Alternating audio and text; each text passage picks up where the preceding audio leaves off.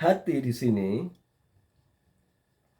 adalah ketika kita ida khotorat khotrotun ya, ketika bersitan-bersitan hati itu muncul gitu ya.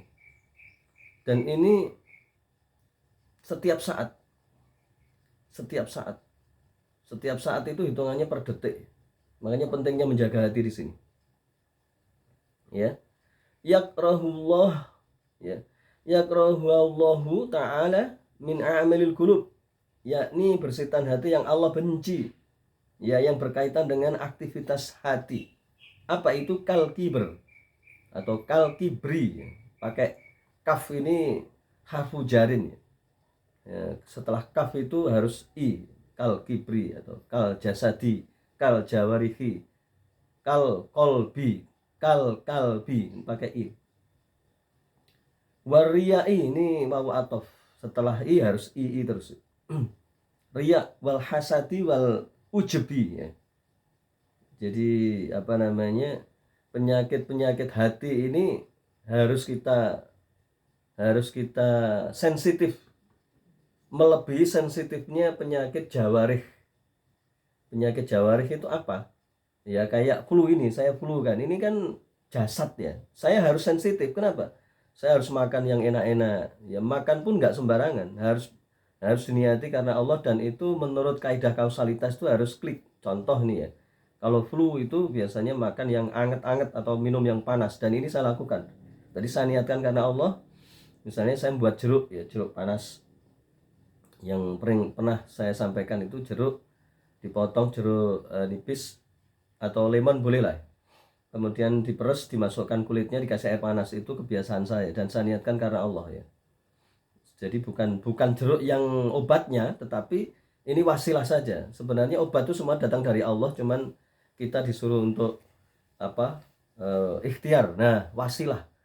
Jadi yang saya harus ulang-ulang, ketika COVID ada dan variannya ada, bahkan ini ada itu maksudnya pandemik ya, direncanakan. Maka apa yang harus kita lakukan apa? Ya ini ikhtiar. Jadi COVID itu obatnya bukan vaksin, bukan jeruk, bukan apa, tapi itu ikhtiar saja ya. Kesembuhan itu datangnya dari Allah. Sebab banyak orang yang syirik ya tanpa sadar. Jadi ternyata oleh Allah diingatkan ketika divaksin, dia yakin ya, oh lu kalau nggak divaksin mati ya. Ternyata apa, divaksin lagi, vaksin lagi, sampai kiamat vaksin terus sih. Biarin aja. Ya itu orang-orang yang nggak paham ini. Maka ketika ada ya khotrotun ya, ida khotorat ya, munculnya bersitan hati itu, maka yang fa'awwalu manazili fi ri'ayati taqwa, maka pertama kali yang harus kita lakukan dalam rangka untuk berbuat takwa itu adalah ayak to'a istimroro ya, khuturiha. Ayak to'a itu koto, ayak to'u itu motong, memotong. Jadi koto'a rojulun ya al-baqarata ya, seorang laki-laki memotong apa namanya, tentu motong di sini motong leher. Kalau diikuti dengan bakoroh, sapi itu leher ya, memotong sapi maksudnya motong leher. Di sini memotong istimrar khutur, jadi harus bersitan hati ini harus dipotong ya, anil kolbi alal fauri ya, atas hati ini apabila bersitan terus menerus. Jadi pengen bersitan tuh di sini kan dikatakan ujub, yang pertama kali ujub, karena manusia itu selama dia manusia itu pasti akan dihinggapi sifat ujub ya. Atau bukan ujub dulu, kiber dulu ya, ujub terakhir ya, kiber, sombong ya. Ini semua manusia pasti ya, sombong ya. Jadi itu sifat dasar manusia ya, bukan sifat dasar, ini sifat yang oleh setan mudah dimasuki. Ibarat kata sudah ada ininya ya, kan awalnya itu dari hawa nafsu ya. Jadi hawa nafsu itu ada dalam diri kita, ada dalam sifat manusia semua, termasuk para nabi ya, karena manusia ya. Itu nafsu. Kalau malaikat nggak punya ya, kalau jin memang pasti ya. Binatang hawa nafsu ada. Nah kemudian dari hawa nafsu itulah ada celah-celah ya. Celah-celah itu apa? Celah-celah itu sombong, kiber, baria, ya itu namanya celah-celah. Ibarat kata kalau hawa nafsu itu adalah sebuah universitas gitu ya. Jadi namanya universitas hawa nafsu. Maka ada fakultas-fakultas. Ada fakultas kiber, fakultas kesombongan, fakultas riya, fakultas hasad, fakultas ujub. Nah, dari fakultas itu nanti ada program-programnya ya. Jadi kesombongan di sini, kiber ini nanti ada program kesombongan seorang pemimpin kepada rakyatnya. Kesombongan seorang program orang kaya kepada miskin. Sombongnya itu kan jenisnya macam-macam, ya itu namanya program. Ya, kalau saya menggunakan bahasa kampus ya. Jadi ada program penguasa dolim kepada rakyatnya, dia karena jabatannya presiden, jabatannya amir, jabatannya raja, jabatannya bupati, wali kota, itu kecenderungan sombong itu lebih besar daripada yang lain. Itu namanya program. Camkan baik-baik ya. Ini penting banget ya. Termasuk kesombongannya seorang alim ulama itu lebih parah lagi. Kenapa? Karena seorang alim ulama itu disuruh untuk tawadhu, untuk merendahkan diri dan untuk mengobati umat. Maka kalau dia sombong, maka lebih berbahaya lagi. Ya, jadi sombong ini tingkatannya macam-macam. Ya, ada yang paling parah itu para ulama, dan yang wajar itu adalah orang yang dikasih kelebihan.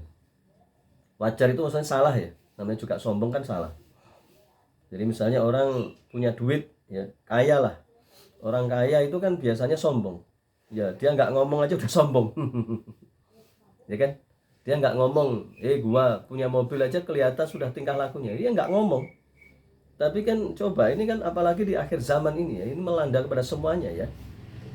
Jadi pasti dihormati, pasti ya udahlah seperti ini banyak sekali. Nah kemudian kesombongan kedudukan ya, kedudukan misalnya profesor, doktor ya. Jadi di akhir zaman ini parah ya. Jadi seorang yang bergelar profesor itu akan menyombongkan dirinya dibanding orang yang bergelar sarjana. Lu sarjana kemarin sore. Nah kan gitu kan. Itu tabiat yang hukum asalnya dari nafsu tadi. Jadi nafsu ini terbelah jadi dua. Kalau nafsunya itu dikendalikan, maka menjadi nafsu yang baik. Kalau nafsunya dibiarkan, menjadi nafsu yang buruk ya. Jadi nafsu ini masih netral tetapi condong itu tabiat ya. Misalnya begini, tabiat hewan. Kenapa nafsu itu di dalam hewan itu lebih dominan? Karena hewan nggak punya akal kan gitu kan. Nggak ada yang mengikat. Makanya hewan itu cenderung liar. Ya, apalagi harimau ya. Hewan kijang yang kelihatan lunak, jinak itu aja bisa liar kemana-mana. Apalagi harimau. Itu kalau harimau itu misalnya dibiarkan ya sudah. Nah, gimana cara melunakkan? Harimau ditangkap, dibiarkan lapar, kemudian dikasih ya. Ya pokoknya dijinakkan lah, diatur. Ya itu akhirnya bisa menjadi sirkus ya. Meskipun kebanyakan hewan di sirkus itu dari lahir ya. Tapi sama, meskipun harimau itu dari lahir itu dikendalikan oleh manusia, tapi kan tabiatnya dia itu kan binatang buas, bisa kapanpun itu menerkam si bosnya itu. Tapi kan dengan dijinakkan, dilatih, itu kan paling tidak dijadikan sirkus ya. Nafsu itu juga begitu. Nafsu itu dasarnya itu condongnya itu pada perbuatan-perbuatan yang senang-senang saja. Tapi kalau kita kendalikan untuk berbuat baik, berbuat takwa, berbuat kebaikan, menebarkan umat ya, itu menjadi begitu ya. Termasuk yang hadir saat ini kalau kalian turuti, pengennya tidur aja ya kan, tidur. Atau nggak tahu ini yang tidur siapa. Ada nggak yang tidur? Pak Rudi tolong kirim kopi dong. kopi dan nasi kebuli ya, tolong siapkan kebulinya. Kebuli apa kayak bebek. Baik, silakan kalau ada yang tanyakan.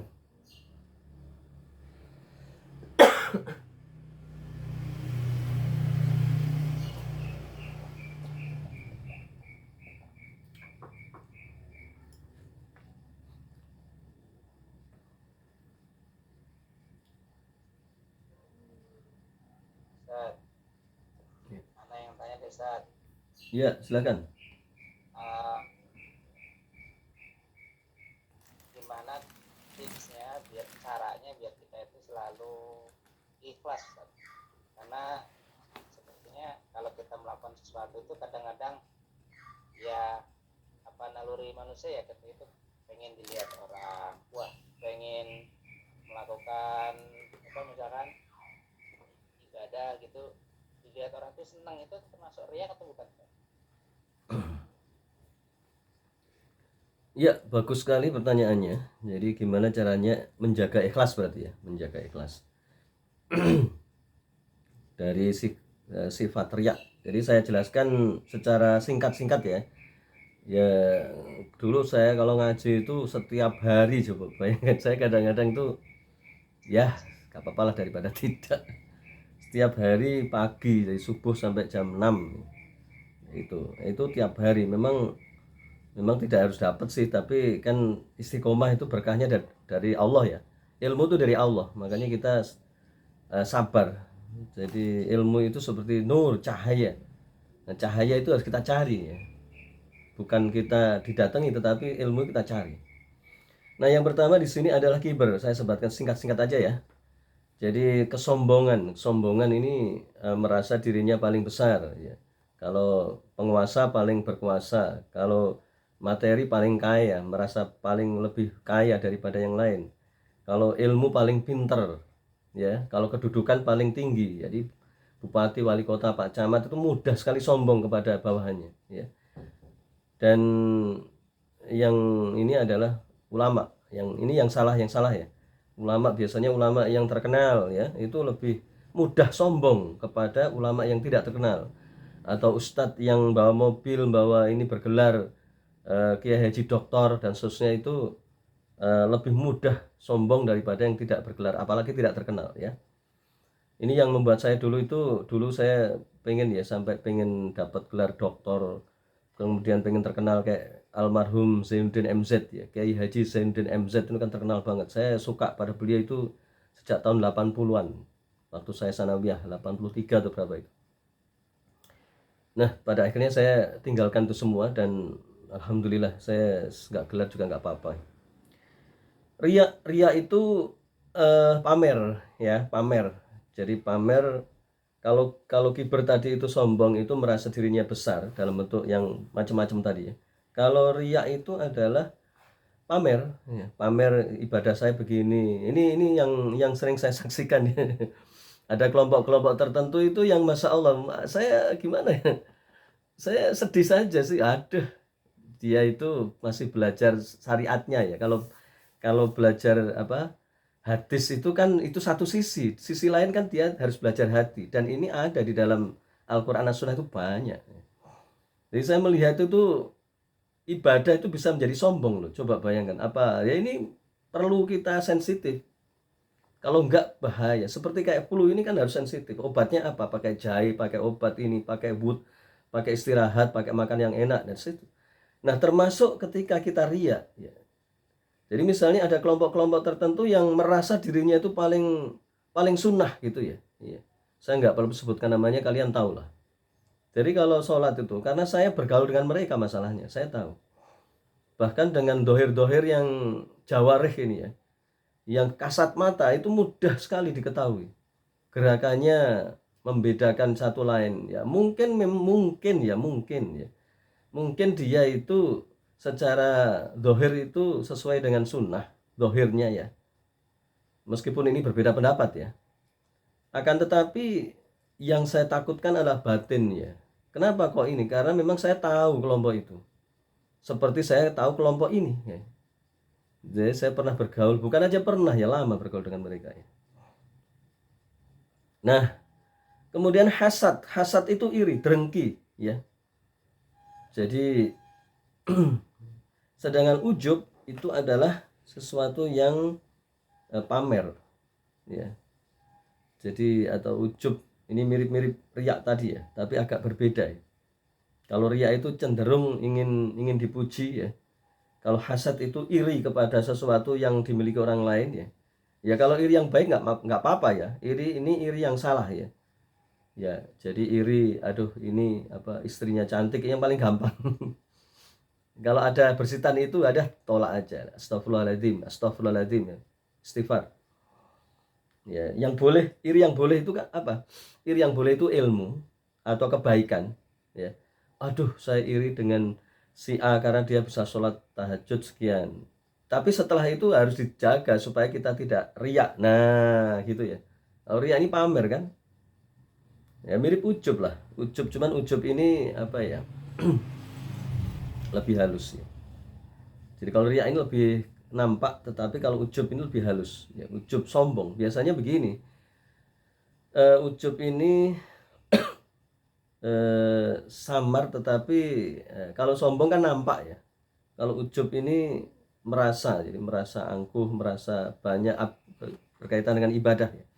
Maka cara yang paling ini adalah ayak to'a istimrar. Jadi memotong. Fase pertama adalah memotong tadi. Jadi ketika ada bersitan-bersitan hati di sini, maka langsung dipotong langsung. Gimana cara motongnya? Istighfar. Astagfirullahaladzim, astagfirullahaladzim. Dengan dihayati. Kemudian kalau masih ini lanjutkan la haula wala quwata illa billahil aliyil azim ya.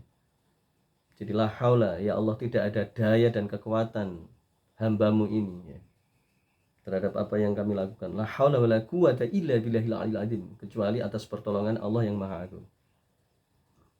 Ya. Kemudian kalau kuat ya, tapi sebenarnya ini aja udah cukup ya. Berdasarkan pengalaman itu, karena orang yang mengucapkan istighfar itu insya Allah hatinya lembut. Dan orang kalau hatinya lembut itu mudah diingatkan, mudah mendapatkan nasihat. Orang kalau hatinya keras itu jarang istighfar pasti, karena ini klik. Tapi saya kasih lebih lah, lebih daripada itu ya, lebih dari supaya nanti cespleng betul ya, cepat, nggak lama gitu loh. Kalau cuma istighfar sama la haula wala quwata ini masih agak lama, ibarat dosis itu tidak tinggi. Maka apa dosis yang paling tinggi itu? Menangislah karena Allah. Ya, menangislah karena Allah di sepertiga malam ataupun setelah zikir ya boleh. Tapi jangan ditampakkan ya. Ya, saya pernah ikut kajian. Nah, ini pentingnya. Untung ya alhamdulillah saya bersyukur pada Allah ya. Kita dulu ikut torikot-torikot ya. Yang manfaatnya baik, meskipun saya bisa menilai itu salah ya. Salah di satu sisi, baik di sisi lain ya. Ya, kita diajari untuk menangis ya. Kita diajari untuk menangis ya. Sayangnya menangisnya itu dimasukkan speaker. Ini yang salah.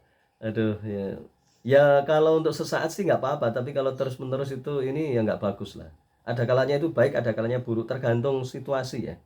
Karena ini aktivitas menangis ini bagian daripada riayatul qalbi ya. Memberikan pelayanan hati, dan hati ini harus kendalikan karena penyakitnya itu udah dalam hati.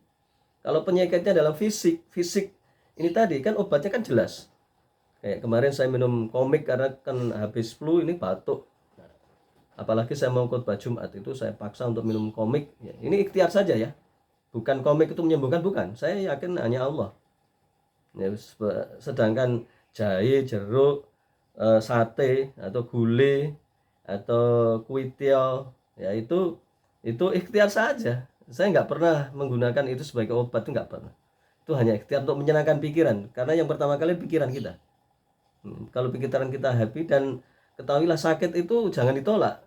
Kalau bisa sakit itu dinikmati, karena sakit itu banyak. Saya pernah buat tulisan itu, orang dikasih sakit itu pahalanya banyak, mengurangi dosa, derajat ditinggikan, kemudian badan istirahat, refresh, kemudian pikiran kita menjadi tenang, kemudian kita tidak gampang marah ya.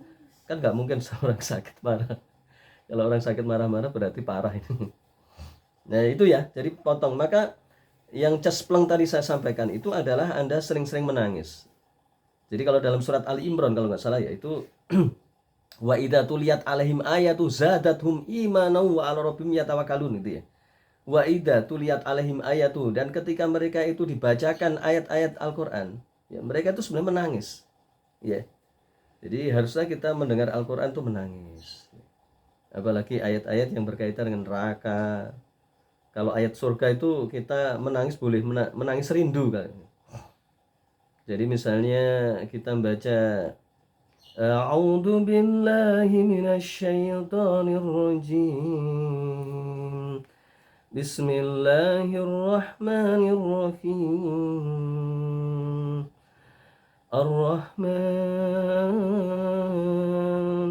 'allamal Qur'an khalaqal insan 'allamahul bayan asy-syamsu wal qamaru bihusban. Al-ayah. Maka kita merenungi Ar-Rahman, ya Allah yang Maha Rahman, Maha Pengasih.